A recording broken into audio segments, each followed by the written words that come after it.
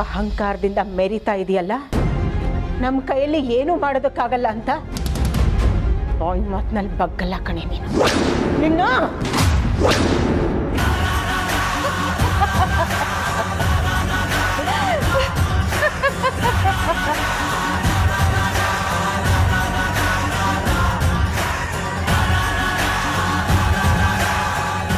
ನಿನ್ನ ಗಂಡ, ನಿನ್ನ ಪ್ರೀತಿಯ ಸೂರಿ ಈಗ ಅಗ್ನಿ ಮತ್ತೆ ಬೆಟ್ಟಪ್ಪನ ಕಸ್ಟಡಿಯಲ್ಲಿದ್ದಾರೆ. ಅಂದ್ರೆ ಈ ಸುಹಾಸಿನಿ ಮುಷ್ಟಿನಲ್ಲಿದ್ದಾರೆ. ನಿನಗೆ ನಿನ್ನ ಪ್ರೀತಿಯ ಗಂಡ ಬೇಕಾ ಬೇಡವಾ? ಹೊಡಿತ್ಯಾ? ನನ್ನನ್ನೇ ಹೊಡಿತ್ಯಾ? ಹೊಡಿ ನೋಡೋಣ. ಹೊಡಿ ಅಂದೆ.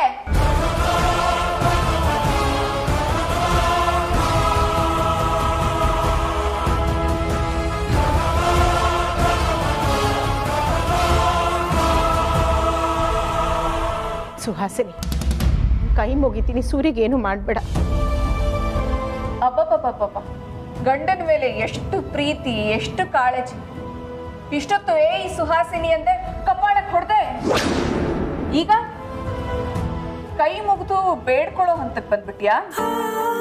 ಜೀವನದ ಜೊತೆ ಆಟ ಆಡಬೇಡ. ಇಷ್ಟು ದಿನ ನಾನು ಆಟ ಆಡಿರೋದೇ ನಿನ್ನ ಜೀವನದಲ್ಲಿ.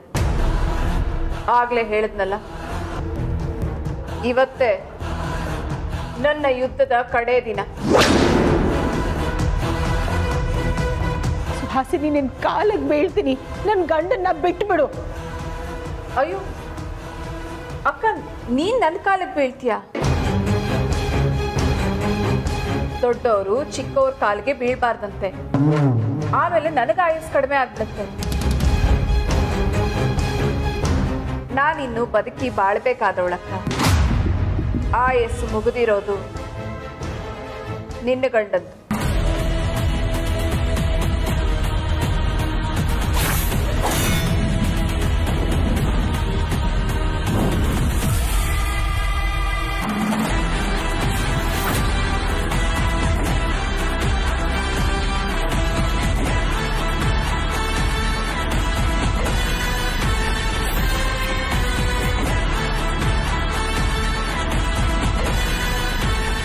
ಅಪ್ಪಾಜಿ ಎಲ್ಲಿದ್ದಾರಂತ ಹೇಳು. ನನ್ನನ್ನ ಕೊಂದ್ರೆ ನಿಮ್ಮ ಅಪ್ಪಾಜಿ ಎಲ್ಲಿದ್ದಾರೆ ಅನ್ನೋದು ಗೊತ್ತಾಗೋದಿರ್ಲಿ. ಅವ್ರ ಹೆಣ ಕೂಡ ನಿಮಗ್ ಸಿಗಲ್ಲ.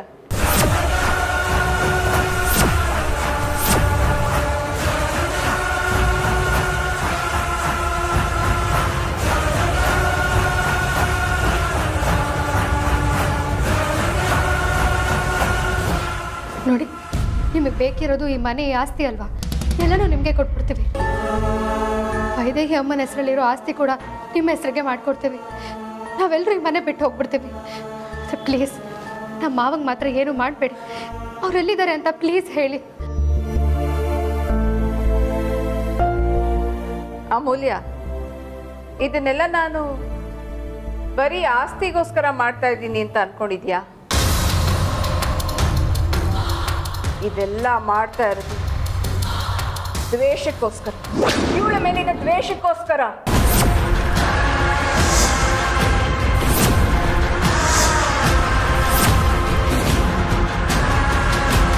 ಅಮ್ಮನ ಮೇಲಿನ ದ್ವೇಷಕ್ಕೆ, ಇವಳ ಮೇಲಿನ ದ್ವೇಷಕ್ಕೆ, ನಿನ್ನ ಮೇಲಿನ ದ್ವೇಷಕ್ಕೆ, ವೇದಾಂತ ಮೇಲಿನ ದ್ವೇಷಕ್ಕೆ.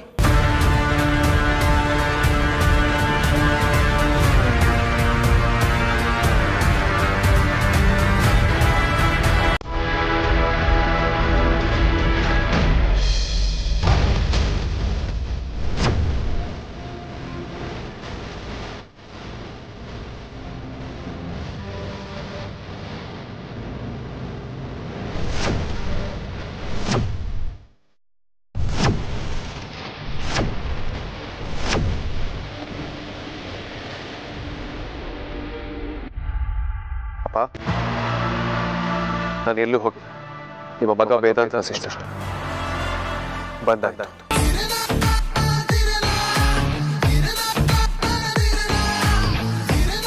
ಕ್ಲಾಸ್ ರೂಮಲ್ಲಿ ಟೀಚರ್ ಇಲ್ಲ ಅಂತ ಮಕ್ಕಳೆಲ್ಲ ಲಾಸ್ಟ್ ಬೆಂಚ್ ಮೇಲೆ ಹತ್ಕೊಂಡು ಕುಣಿದಾಡಿದ್ರು ಅಂತ.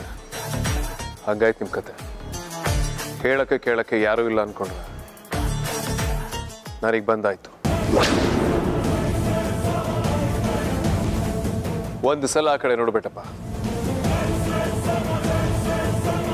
ನಿಂದೇ ಜಾಗ, ನಿನ್ನ ಕೈಲಿ ಗನ್ನಿದೆ. ಆದರೆ ನಮ್ಮ ತಂದೆ ಕಣ್ಣಲ್ಲಿ ಭಯ ಕಾಣ್ತಿಲ್ಲ.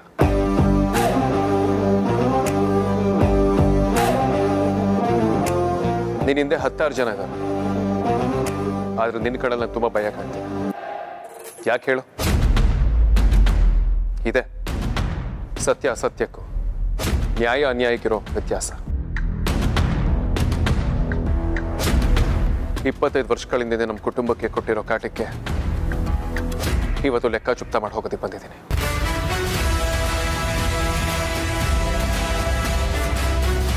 ಬೆಟ್ಟಪ್ಪ, ಈ ಗುಂಡಿಗೆನ ಸೈಲೆಂಟ್ ಮಾಡೋದು ಇವತ್ತವರೆಗೂ ಹುಟ್ಟಿಲ್ಲ.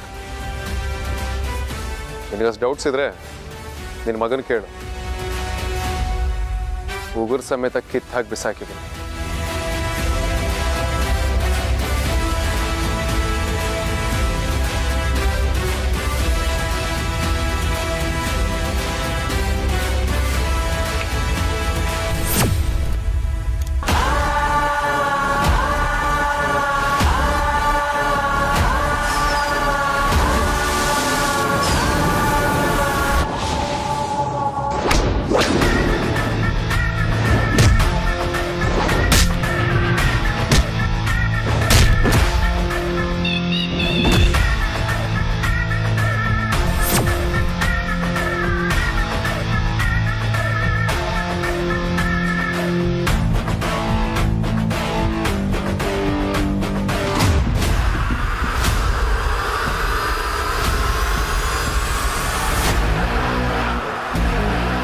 ಅಗ್ನಿ, ಇಷ್ಟು ದಿನ ನಾವು ಅವನನ್ನ ಸಾಯಿಸಕ್ಕಾಗಿರ್ಲಿಲ್ಲ.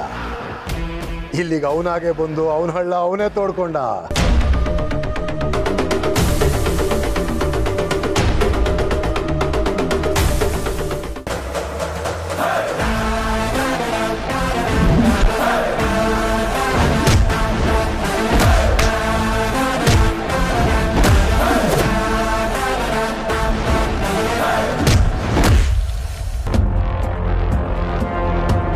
ಅಪ್ಪಾಜಿ, ಆ ವೇದಾಂತ್ ಏನಾದರೂ ಸೂರ್ಯನಾರಾಯಣ ಎಲ್ಲಿಂದ ಕರ್ಕೊಂಡು ಹೋದ್ರೆ?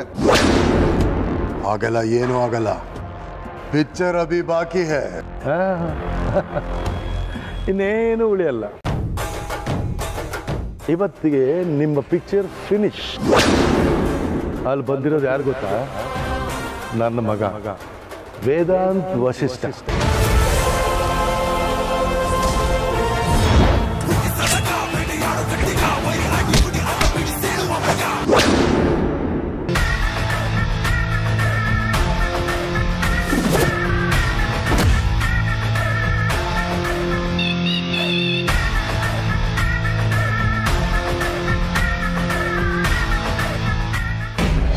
ಆಸ್ತಿ ತಗೊಂಡು ಸೂರಿ ಭಾವನ ನಾನು ಬಿಟ್ಬಿಟ್ರೆ ನನಗಾಗಿರೋ ಅವಮಾನಕ್ಕೆ ಉತ್ತರ ಸಿಗುತ್ತಾ? ಹೋದ ಮಾನ ವಾಪಸ್ ಬರುತ್ತಾ?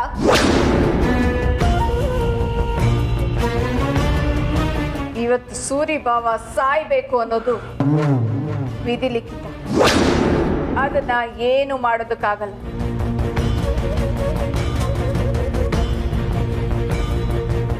ಇವತ್ತು ನಿನ್ನ ಗಂಡ ಸೂರಿ ಸತ್ತೇ ಸಾಯ್ತಾನೆ.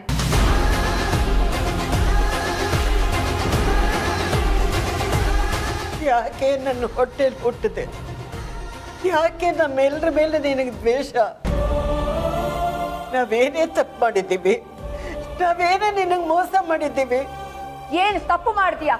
ಎಲ್ಲ ಶುರು ಆಗಿದ್ದು ನಿನ್ನಿಂದಾನೆ. ಚಿಕ್ಕ ವಯಸ್ಸಿಂದ ಇವಳನ್ನ ತಲೆ ಮೇಲೆ ಹೊತ್ಕೊಂಡು ಮೆರೆಸ್ದೆ. ನನ್ನನ್ನ ಕಾಲು ಕಸಕ್ಕಿಂತ ಕಡಿಯಾಗಿ ನೋಡ್ದೆ. ಬಂದವ್ರ ಮುಂದೆ ಎಲ್ಲ ವೈದೇಹಿ ಹಾಗೆ ಹೀಗೆ ಅಂತ ಕೊಂಡಾಡ್ತಿದ್ದೆ. ನನ್ನ ಮನಸ್ಸಿನ ಮೇಲೆ ಯಾವ ರೀತಿ ಪರಿಣಾಮ ಬೀರುತ್ತೆ ಅಂತ ಒಂದು ಸಾರಿ ಯೋಚನೆ ಮಾಡಿದ್ಯಾ? ನನ್ನದೆಲ್ಲವನ್ನು ಕಿತ್ಕೊಂಡು ಇವಳು ಕೊಟ್ಟೆ. ನನ್ನ ಅವಕಾಶಗಳನ್ನೆಲ್ಲ ಇವಳಿಗೆ ಕೊಟ್ಟೆ. ಸುಹಾಸಿನಿ, ನೀವಿಬ್ಬರು ನಾನು ಹೆತ್ತ ಮಕ್ಕಳಲ್ವೇನೆ? ಇಬ್ಬರು ಹೆಣ್ಮಕ್ಳು ನನಗೆ 2 ಕಣ್ಣಿದ್ದಾಗೆ. ಒಂದು ಕಣ್ಣಿಗೆ ಬೆಣ್ಣೆ, ಒಂದು ಕಣ್ಣಿಗೆ ಸುಣ್ಣ ಇಡ್ತೀನಿ ನಾನು. ಯಾಕೆ ಹೀಗೆಲ್ಲ ಕಷ್ಟ ಕೊಟ್ಟೆ ನಮ್ಗೆ? ಯಾಕೆ? ನೋಡಿ, ನೀವು ಮಾತಾಡ್ತಿರೋದ ಒಂದ್ಸತಿ ನೀವೇ ಯೋಚನೆ ಮಾಡಿ. ನೀವೆಷ್ಟು ಸ್ವಾರ್ಥಿ ಅನ್ನೋದು ಅರ್ಥ ಆಗತ್ತೆ. ಹೌದು, ನಾನ್ ಸ್ವಾರ್ಥಿನೇ. ಏನೀಗ ಪ್ರಪಂಚದಲ್ಲಿ ಸ್ವಾರ್ಥಿ ಆಗದೆ ಹೋದ್ರೆ ಬದುಕೋದು ತುಂಬಾ ಕಷ್ಟ.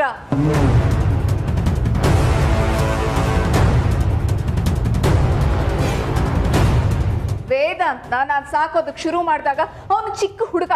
ಅವನನ್ನ ಸಾಕಿ ಬೆಳೆಸ್ಲಿಲ್ವಾ, ಓದಿಸ್ಲಿಲ್ವಾ, ಅವನ ಕಾಲ್ ಮೇಲೆ ಅವನ್ನ ನಿಂತ್ಕೊಳ್ಳೋ ಹಾಗೆ ಮಾಡ್ಲಿಲ್ವಾ, ಕಂಪನಿ ಶುರು ಮಾಡಿದಾಗ ಹೆಗಲು ಕೊಟ್ಟು ಸಪೋರ್ಟ್ ಮಾಡ್ಲಿಲ್ವಾ? ಆದ್ರೆ ನೀವೆಲ್ಲರೂ ಅದೇ ಕೃತಜ್ಞತೆಯಿಂದ ಕಡೆವರೆಗೂ ನನ್ನನ್ನ ಗೌರವದಿಂದ ನಡೆಸ್ಕೋತಾ ಇದ್ರ. ಸ್ವಾರ್ಥ ಇಲ್ಲದೆ ಹೋಗಿದ್ರೆ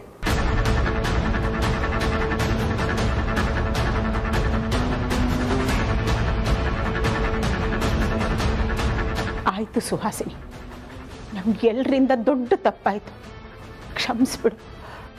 ಸೂರಿ ಎಲ್ಲಿ ಅಂತ ಹೇಳು ಸುಹಾಸಿನಿ. ನಿನ್ನ ನೋಡಿದ್ರೆ ನನಗೆ ಅಯ್ಯೋ ಪಾಪ ಅನಿಸ್ತಾ ಇದೆ. ಅಯ್ಯಯ್ಯೋ, 5 ನಿಮಿಷದ ಮುಂಚೆ ಆಗಿದ್ರೆ ಹೇಗಾದ್ರೂ ಮಾಡಿ ಭಾವನ ಬಚಾವ್ ಮಾಡ್ಬೋದಾಗಿತ್ತು. Too late. ಇಷ್ಟೊತ್ತಿಗೆ ಅಪ್ಪಿ ಬೆಟ್ಟಪ್ಪ ಕೊಂತೆ ಬಿಟ್ಟಿರ್ತಾರೆ ಅನ್ಸುತ್ತೆ.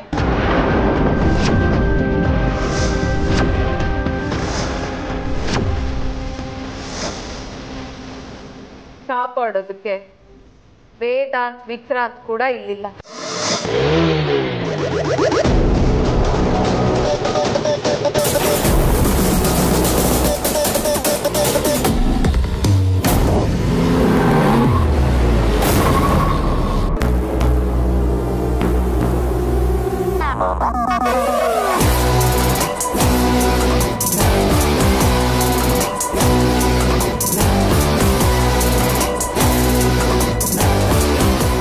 ಅಗ್ನಿ, ಇವನು ಯಾರೋ? ಹೇ, ಅಲ್ಲೇನು ಕೇಳ್ತೆ, ನನ್ನನ್ನು ಕೇಳಿ ಹೇಳ್ತೀನಿ.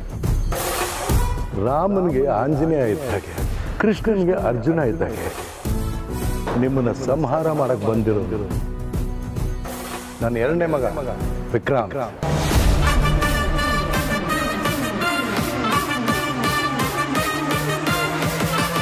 ಅಗ್ರಜ,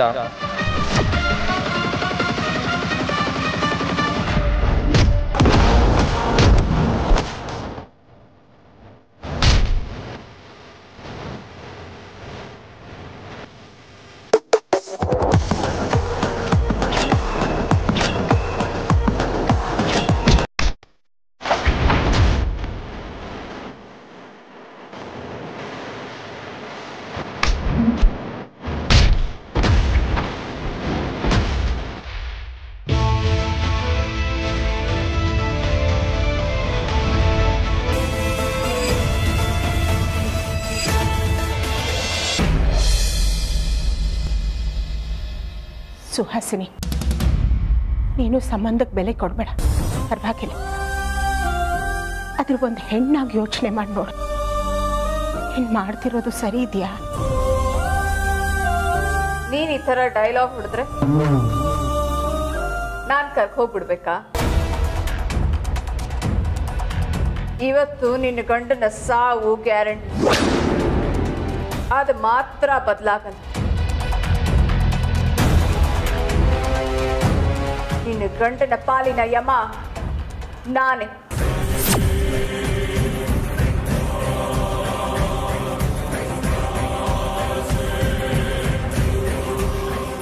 ಮತ್ತೆ ಪ್ಲೀಸ್ ಕೈ ಮುಗ್ದು ಕೇಳ್ತೀನಿ, ನಿಮಗೆ ನನ್ನಿಂದ ಅಲ್ವಾ ತೊಂದರೆ ಆಗ್ತಿರೋದು? ಬೇಕಿದ್ರೆ ನನ್ನ ಪ್ರಾಣ ತಗೊಂಬಿಡಿ ಅಂತ. ನಮ್ಮ ಮಾವಂಗೆ ಮಾತ್ರ ಪ್ಲೀಸ್ ಏನೂ ಮಾಡಬೇಡಿ.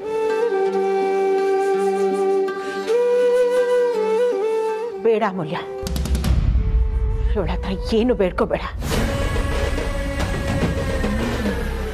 ಇಲ್ಲಿ ದೇವರು ಅನ್ನೋನೊಬ್ಬನಿದ್ದಾನೆ, ಅವನು ಎಲ್ಲ ನೋಡ್ಕೋತಾನೆ. ಸುಮ್ಮನಿರು.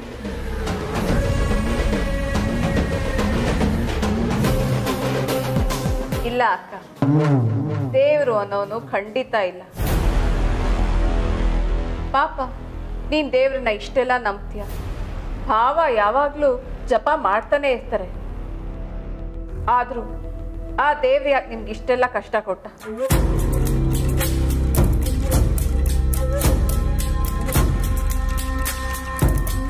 ಒಂದಂತೂ ಸತ್ಯ,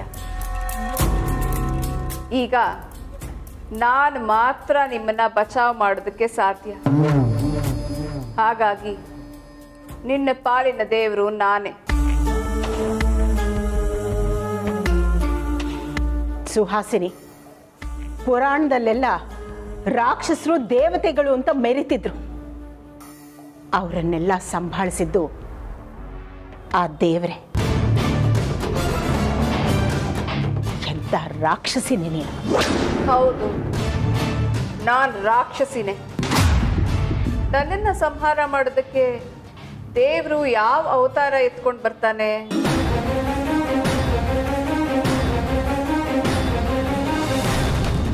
ಹೋಗ್ಲಿ, ನಿನ್ನ ಗಂಡನ್ನ ಕಾಪಾಡೋದಕ್ಕಾದ್ರೂ ಆ ದೇವರು ಬರ್ತಾನ? ಖಂಡಿತ ಬರ್ತಾನೆ ಸುಹಾಸಿನಿ. ಕೆಟ್ಟದಕ್ಕೆ ಸಿಗೋ ಗೆಲುವು ಕ್ಷಣಿಕ, ಒಳ್ಳೆಯದಕ್ಕೆ ಸಿಗೋ ಗೆಲುವು ಶಾಶ್ವತ. ನನ್ನ ಗಂಡನ ಕಾಪಾಡೋದಕ್ಕೆ ಖಂಡಿತ ದೇವರು ಬರ್ತಾನೆ.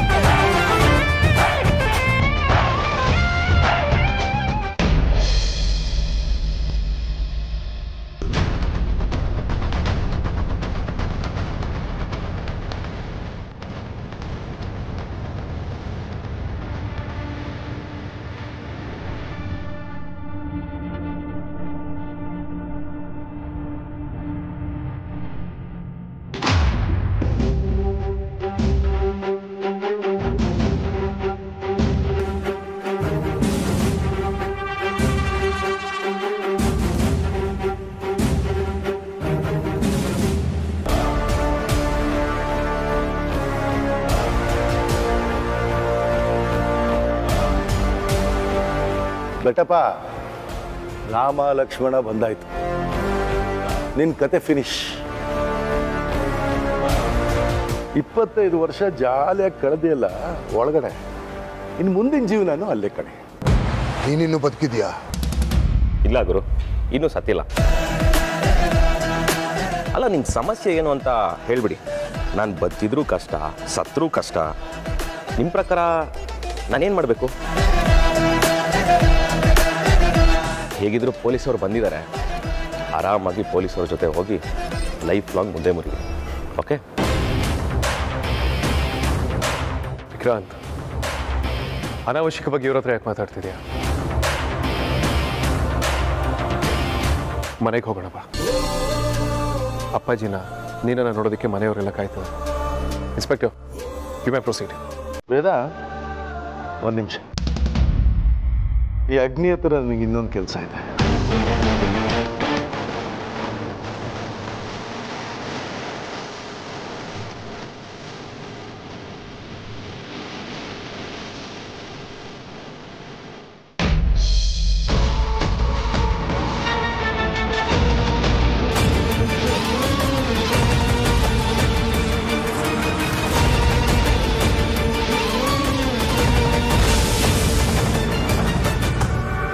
ಇಷ್ಟೊತ್ತಾಗ್ಲೇ ಸೂರಿಭಾವನ್ ಬಾಡಿ ಮನೆ ಹತ್ರ ಬರ್ಬೇಕಾಗಿತ್ತಲ್ಲ.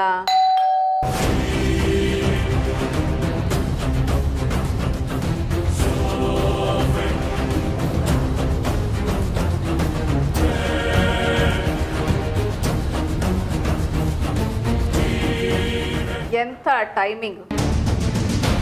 ಅಗ್ನಿ ಮತ್ತೆ ಬೆಟ್ಟಪ್ಪ ಇಬ್ರು ಎಷ್ಟು ಪಂಕ್ಚುಯಲ್ ಆಗಿದಾರಲ್ಲ.